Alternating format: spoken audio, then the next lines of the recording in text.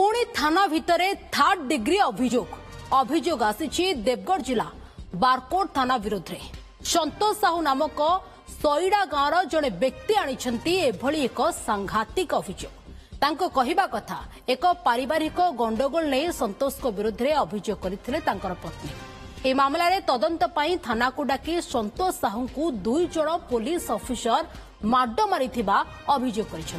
आक्रमण शिकार संतोष बाराकोट डाक्तरखाना जाई चिकित्सित होती ए संपर्क में एसपी कार्यालय को आसी संतोष अभियोग करथिबा बेले बारकोट थाना अधिकारी कहते ए बाबद से किछि जानि नाहंती। बारकोट थाना जे संतोष बाबू आपन को नारे केस अछि मु गला बेले जेतले पहुंचली मते पाढ़ी बाबू जी आ महांती बाबू जी कलर धरी घिचिकी नहीं गोटे रूम रे ढुकेकी पिटले तापर आज मु एसपी ऑफिस को आसिकी आज मोर अभियोग शुणी मु मोर न्याय मिलवा लगी मु चाहूँगी विषय किसी जानी मुझे तो काली नथी